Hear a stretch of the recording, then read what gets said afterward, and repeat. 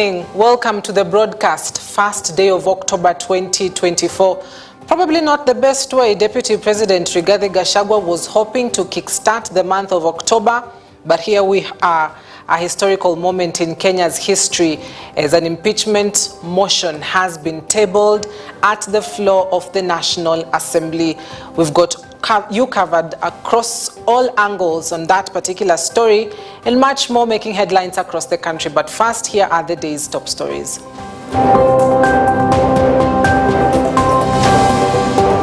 The dice has been cast for Deputy President Rigathi Gachagua as a special motion on impeachment tabled in Parliament. General of Police, Mr. Speaker, to guarantee the safety, as the Inspector General of the country, Mr. Speaker, to guarantee the safety and the security of the 291 members. 291 members of Parliament sign ouster motion as they ask the Inspector General of Police, Douglas Kanja, to beef up their security. Makueni Senator Dan Manzo files censure motion against President William Ruto days after a similar motion against his deputy Rigathi Gachagua.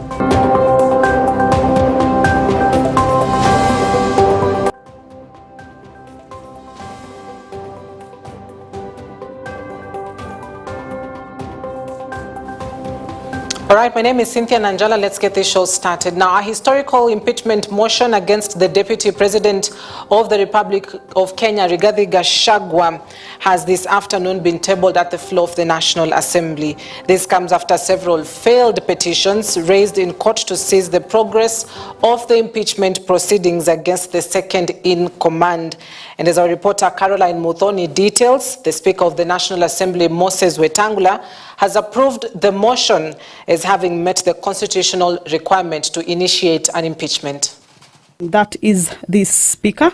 For the very first time in the history of Kenya, an impeachment motion has been tabled against the Deputy President Rigathi Gachagua by the members of Parliament. Speaker of the National Assembly Moses Wetangula officially approved the impeachment motion, noting that all 11 groups cited in the motion, which included allegations of gross misconduct and breaches of the law, met the constitutional threshold for impeachment. Honourable members, having examined the proposed special motion, I note that in keeping with the requirements of Article 151B of the Constitution and Standing Order 64(1)A, the member has stated 11 grounds for removal from office by impeachment of His Excellency the Deputy President. In addition, I do note that the special motion as submitted to my office also contains the particulars upon which the member seeks to move the House to consider the special motion. This motion was to be initially initiated by Didymus Baraza, the Member of Parliament for Kimilili constituency in Bungoma County, but to everybody's surprise, the motion was initiated by Mwengi Mutuse, the Member of Parliament for Kibwezi West, reasons for this change of activities remaining unknown. The motion was lodged in the National Assembly and backed by at least 291 members of Parliament, exceeding the required threshold of 117 MPs to advance this process. I have also satisfied myself that the number of members who have appended their signatures in support of the special motion exceed the minimum threshold of 117 members in this House. Honourable members, with regard to admissibility of the grounds set out in the special motion, I am guided by Standing Order 64(1)A, which provides that the grounds specified in a special motion shall be admissible if A, framed clearly to particularize and disclose a gross violation of the Constitution or other written law, where gross violation of the Constitution or other written law is indicated as a ground for the intended removal. Mwengi Mutuse has raised several serious allegations against the Deputy President, such as ethnic bias and divisive statements, gross violation of Constitution, corruption and financial misconduct, interference of devolution and judicial independence, and bullying and misuse of office. The greatness of any nation lies in its fidelity to the Constitution and adherence to the rule of law, and above all, respect to God. And Mr. Speaker, it is this persuasion, Mr. Speaker, that has made me to bring this motion of impeachment against the person of the Deputy President, His Excellency Rigathi Gachagua. For the record, and Kenyans listen, I have no grudge, I have no malice, I have no ill will, I have no personal vendetta against His Excellency Rigathi Gachagua. I am just doing my duty as a citizen of the Republic of Kenya and executing my mandate as a member of this House as mandated under the Constitution to bring this motion. The impeachment tabling follows a series of constant attacks against the Deputy President by several members of Parliament claiming that he is not fit to hold a public office. Religious leaders have also urged the members of Parliament and the citizens at large to remain calm as they await the final decision that will be made by the National Assembly. Caroline Muthoni, reporting for EBN News. All right, now after intense lobbying among legislators, the focus now shifts to the National Assembly, the originating chamber in the impeachment process of Deputy President Rigathi Gachagua. Guided by particulars of the grounds for impeachment set out under Article 150 of the Constitution and Standing Orders 65 of the 6th edition, the process is quite elaborate. Now, essentially, this is a process that has been supported by the Constitution under Article 150 of the Constitution that provides for the impeachment of a deputy president. That is under Article 150B, which states that a deputy should be impeached on the grounds of gross violation of a provision of this Constitution or any other law, or where there are serious reasons to believe that the deputy president has committed a crime under national or international law, or for gross misconduct. So those are the three main reasons provided for in the Constitution. Now, what have the members of Parliament submitted at the floor of the House? This includes gross violation of the Constitution. Now, these are some of the charges that members of Parliament have instituted against the Deputy President. Also promoting ethnically divisive politics, one of the charges as well submitted at the floor of the National Assembly, and undermining the President and having had a role in the anti-government uprising between June and July that saw Parliament overrun. Now, there are 10 different charges that have been instituted in that particular ouster motion for the Deputy President. Now, other charges include making insightful remarks, undermining the President and the Cabinet, interfering with the leadership of the Nairobi County Government, attacking Lady Justice Esther Maina of the High Court, violating the oath of office, misleading the public, and bullying. Now, we move to the process of now impeaching a deputy president. This is now after the Constitution has been or has highlighted what are some of the reasons or grounds as to why to impeach a deputy president. So the first step is a member of Parliament has to move this particular motion, and that is what we saw at the floor of the National Assembly this afternoon, that Mwengi Mutuse, member of Parliament for Kibwezi West, was the mover of this motion. Now, after moving this motion, having collected a third of members' signature, this is 117 members within the National Assembly. That is the minimum requirement of the Constitution, a third of members. Now, interestingly, 291 members of Parliament signed this particular impeachment motion. This means they were way above what the Constitution required, which is all right. And so 291 members signed that particular motion. And that is why the National Assembly Speaker then now tabled that particular motion at the floor of the National Assembly. Now, what we're expecting is that a public process will take place just before members of Parliament can now debate about it, as well as vote on whether to support this impeachment motion or not. So, next step, after the public participation process has been done, and this is something that the Speaker of the National Assembly really insisted on, is that 2/3 of the members are required to vote and support this motion. 2/3 of the members of the National Assembly. Remember, this is a process that first begins at the National Assembly before it can get to the Senate, if it gets to the Senate. So 2/3 of the members of the National Assembly are required to vote and support the impeachment motion. This brings you to a figure of about 233 members of parliament who are supposed to vote and support this particular motion. Now, there's a difference between signing a motion and voting a particular motion. Things may tend to change. That 291 threshold of members of parliament that actually signed the motion may reduce depending on how members of parliament will vote for this particular motion.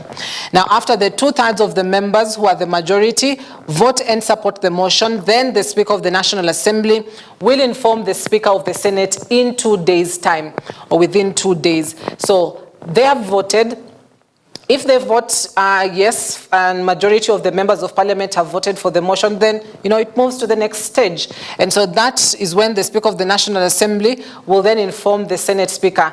Now, the reason there's a big if, this is because the tyranny of numbers at the National Assembly are in favor of President William Ruto and against the Deputy President Rigathi Gachagua. So this is a matter of numbers, because this is a political process more than it is a legal process.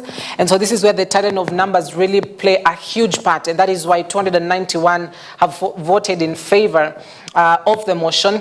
Just 54 have either voted against it or abstained from signing this particular motion. Now, after the Senate Speaker gets this particular communication from the Speaker of the National Assembly, and this part is where Senate Speaker Amason Kingi will come into the picture, then the Senate convenes within 7 days. Now, after convening, they may choose to go with an 11-member committee who will then investigate these particular allegations against the Deputy President. All these charges that have been labeled, 10 of them, this is where this 11-member committee will begin the investigations, listen to both sides, and the biggest burden of evidence lies with the move of the motion. That means Mwenge Mutuse, the Member of Parliament, you will hear about him quite a lot, because he will have to prove these charges that he's instituted against the Deputy President. Now, at this point in the Senate is where the DP may appear at the floor of the national, or at the Senate, to either, defend himself and any other issues that he may have against this particular motion, or he may choose to have a representation.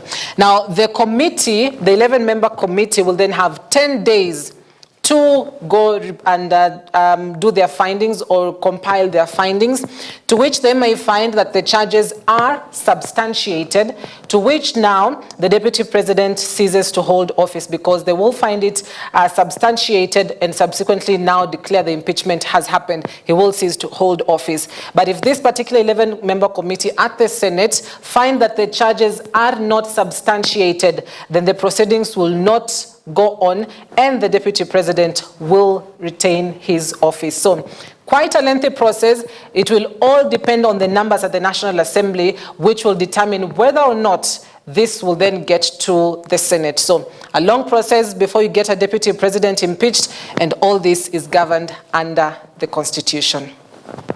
All right, so with the tabling of this impeachment motion at the floor of the National Assembly, the road ahead for the Deputy President remains utterly vague.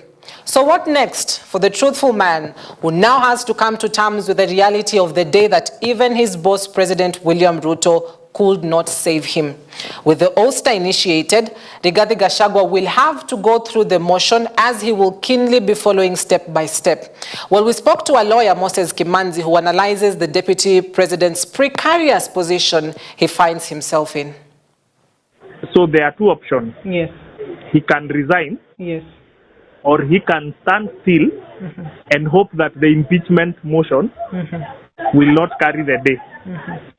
Because if it does, then his calculation will have been wrong. Yeah. So from where I sit, I think they are just trying to instill pressure on him so that he can resign. He may not want it to get to that. So the impeachment card, I would call it a gambling card. It will depend on certain things. Now, the card that the Deputy President has, as it is now, in the Constitution that we are using, if you get impeached, Yes. you cannot hold public office again. He could resign. Yes. He will save his face, meaning he can still have a political career. But if he gets impeached, Yes. of course, that will mean that he will go into political oblivion. Thank you very much. That will do. All right, so interesting analysis right there from lawyer Moses Kimanzi, who says, the process now has begun. So it's either he goes through the end of it or, ultimately, if things get a little bit too hot, he's got the option as well as to leave office. But Gachagua has something to say about that. So Deputy President Rigathi Gachagua says he will stand firm as the impeachment motion was tabled this Tuesday at the National Assembly. Speaking with media on Monday night, Gachagua says he is aware of the consequences of being impeached and his life will continue normally even after impeachment. This is after he stated that he will not resign, a move that could save his political career rather than getting impeached, where he will not be able to hold any public office again. Are you ready for it? Yes, I am. There's no problem, my friend. What would happen if you get impeached? Nothing. Si mimi niko. Kuna bahari na mtu akiwa impeached atauawa. Maybe I'm not ready to live properly. Does it not matter? Uko ready for the consequences? I am ready. Niko tayari. Mimi sijasema namna hiyo. Mimi niko na imani Rais William Ruto, lakini mimi sina control ya viongozi. And the same question is, saa ile mheshimiwa majority leader amesema mimi ni nyoka na rais alikuwa hapo, alipoamuka hakusema chochote, alinyamaza kwa sababu maneno hayahusu yeye. So kama watu wananitukana wakiwa na rais na yeye amenyamaza, wengine wakisema na mimi pia nanyamaza, kwa sababu sasa ndio inaonekana inatakana ikuwe namna hiyo, kwa sababu mtu wako kwa gari ya rais ananitukana mimi, okay, anasema hii, anataka kusema yake, rais asemi chochote. So mimi nimekuja kukubali, maybe that is the way we should do things. Tuache viongozi waseme vile wanataka, kila mtu awajibike kwa matamshi yake. Now, members of parliament are demanding for security assurance following the tabling of an impeachment motion against Deputy President Rigathi Gachagua. National Assembly Minority Leader Junet Mohammed on Tuesday urged Speaker Moses Wetangula to liaise with the recently installed Inspector General of Police Douglas Kanja to guarantee security to 291 members of parliament who voted in support of the impeachment motion. The firebrand lawmaker claimed that some of the members of parliament had expressed fears about supporting the motion since it involved removing the country's second in command. Mr. Speaker, we have just passed the new Inspector General of Police the other day here, Mr. Kanja. Not really. He must take responsibility as the Inspector General of Police, Mr. Speaker, to guarantee the safety, as the Inspector General of the country, Mr. Speaker, to guarantee the safety and the security of the 291 members of the... Mr. Speaker, you know this thing. What we are doing is not a small thing, Mr. Speaker. Honorable Speaker, the security of members of parliament is paramount. Honorable Speaker, I say that looking at you because you know on the 25th of June this year, Honorable Speaker, none other than yourself, you were a target, and you know that. And not a target for harm, but a target for elimination based on the position you hold as Speaker and the ranking order should anything happen to the President or the Deputy President, Honorable Speaker. Honorable Speaker, I want to beg that you take with a little more weight the issues raised by Honorable Junet and Honorable Farah Maalim, because, Honorable Speaker, we have seen it on social media. We have been told by certain quarters that before March of 2025, they say bendera itapepea mlingoti nusu. Honorable Speaker, these are weighty issues. Now to the most important views, yours. As the impeachment was tabled in Parliament, Kenyans from various parts of the country have expressed their frustrations over the political tension in the country. A section of them have termed the motion as a diversionary tactic Others believe the deputy president is at fault, while others believe the motion is a political witch hunt against the second in command. Hii maneno ya number 2 DP, huyu jamaa aende tu nyumbani, asibembelezwe. Yeye si Mkenya peke yake. Wakenya kuna wale wenye wametoshia kufanyia kazi. Huyu mtu kitu ya kwanza alichaguliwa, sawa, tulimchagua, lakini hatukujua kama atakuwa na hii roho, lakini hakuna ile roho mbaya. Hakuna ile roho mbaya. Kwa hivyo yeye aende tu nyumbani. Yeye aende tu nyumbani. Atimuliwe tu mwingine aingie, at least asukume Kenya. Sababu hakuna mbele utatuambia ati sasa Kenya iko na tribe wengi zaidi ya 40 something. Mamilioni ya watu. Wewe na ukienda ukifika pale na wewe ni number 2, wewe unatetea tu tribe moja. Hao. Kivipi, kwa nini? Hiyo ni ngumu sana. Yeye arudi tu nyumbani. Aende tu nyumbani. Maneno yake hatutaki, na wabunge pia wasituangushe. Happen tu hivyo tu. Safi. Hakuna vile mtu anaweza chaguliwa kwa kiongozi badala ya kuongoza wa Kenya anaanza kuongoza watu wake. Hasa yeye ashapewa muda kidogo na makosa zake zimezidi hata muda yake. Hasa tungeomba tu wabunge wasituangushe. Yeye atolewe mamlakani, Wakenya warudi mali wanaweza fanya uchaguzi yao, wapate ule mtu anaweza waongoza vizuri. Juu kazi ni kujaribu mtu. Akishashindwa wacha akae kando. Anaweza tuharibia kulingana na vile tushamuona. Hasa si lazima tukalishe mtu wa kuharibu, na muda wetu pia tushasikia sasa mingi kulingana na vile amekuwa akiharibu vitu mingi. Hasa yeye akae tu kando, Kenya izidi vile iko. Vijana wetu walishajaribu wakabomoa hiyo mambo ingine, tukachagua watu wengine wazuri. Hata tunataka kuona kazi yao watu badala ya kuona vile Gachagua anatusiana. Ni hivyo tu. Mimi naona kama ni vizuri kwa sababu tiketi yake na president ilikuwa moja. So kama ni vyema basi, kama ni kwenda wangeenda wote. Kwa sababu najua kuna wale walipigia president, kuna wale walikuwa wanapenda Gachagua. Unajua tukiongea ukweli ni kwamba kuna wale walipigia Ruto, President Ruto kura kwa sababu ya Gachagua. Unaona? So kusema Gachagua aende, either wakae mpaka next election ndio sasa atoke. Wachaguane vizuri.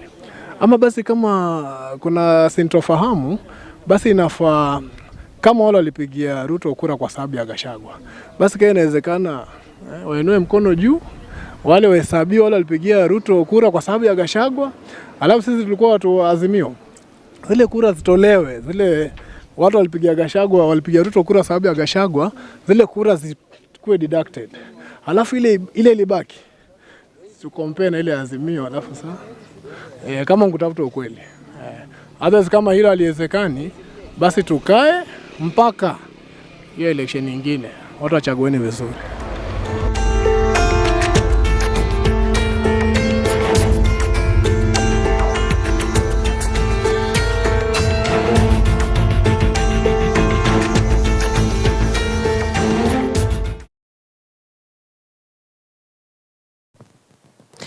Makueni Senator Dan Manzo has filed a censure motion against President William Ruto for what he terms questionable conduct while in office. Manzo argues that Ruto has breached the constitution in a myriad of occurrences, including failing to protect Kenyans from police brutality pursuant to Articles 131 and 25 of the Constitution on the fundamental rights and freedoms of Kenyans and promoting and enhancing the unity of the nation. The senator further argued that Ruto has marginalized a section of Kenyans and continued to heighten tensions in the nation by failing to ensure there is proper public participation in the implementation of his contentious politics. Following demonstrations, quite a number were killed by police and others brutalized, are still recovering in hospitals. And there are quite a number of bodies uncollected at the city morgue and many other mortuaries in the country for people who were killed by police during the demonstration. That has not been accounted for, and that responsibility is squarely on the president. There are also allegations of lack of public participation in the country, whereby laws just floor the house, come to the house, and flow out of it, go for a signature state house without public participation. And mainly of it is SHIF, they are done deal, SHA, all that. There has been no proper public consultation, proper public participation, and therefore it should be discussed because it is affecting Kenyans in a very big way.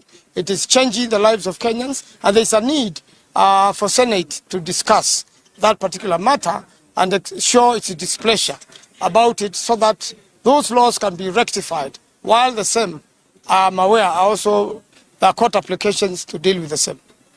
Right now, Kenyans are very unhappy with the abductions, and there is a need for there to be a national conversation on the same. Kenyans have to be safe in this country. The president has to disclose who are these abductors, where do they take people, how many people have been killed by the abductors.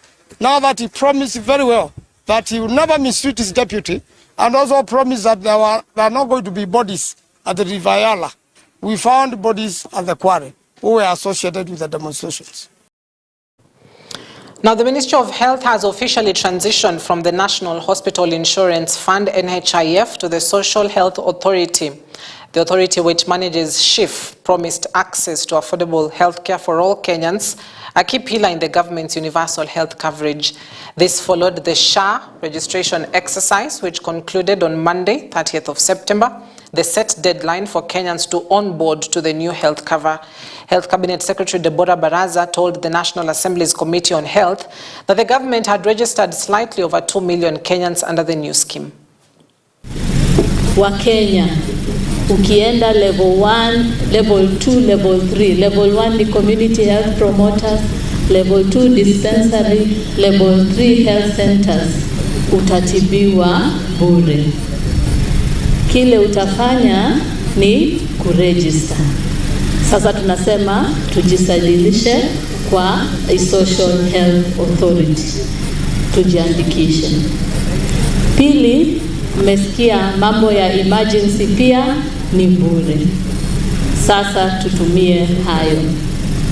Na tatu, kwa Social Health Insurance Fund tunasema tujisajilishe na tujilipie.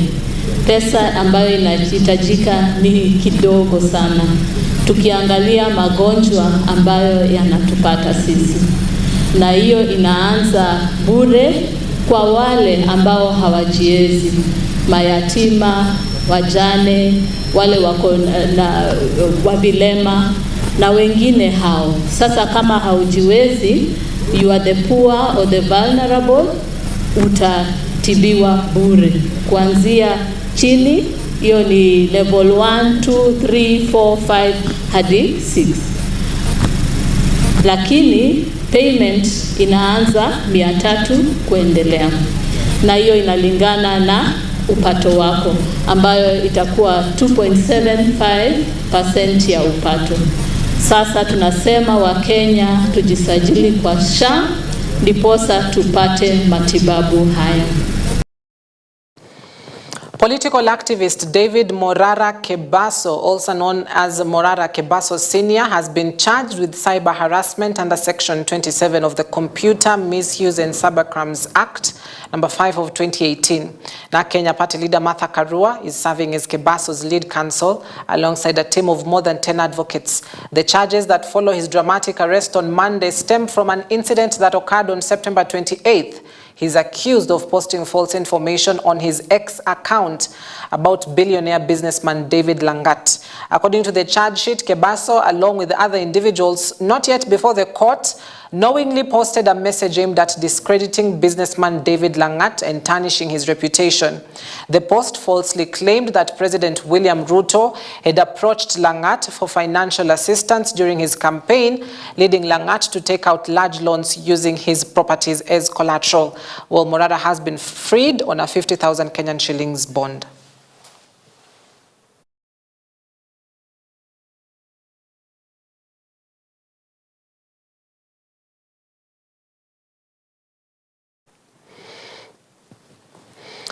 The Bungoma County Health Director, Dr. Caleb Wata, says the County Health Department has completed strategies to ensure children under the age of 10 have been vaccinated against polio, with the aim of providing vaccination to more than 700 children.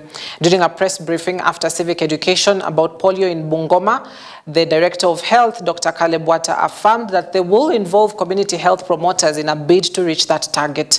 Dr. Wata has asked parents in the Bungoma County, especially in the villages, to embrace the exercise as soon as it is rolled out on 2nd October, that is tomorrow, Wednesday.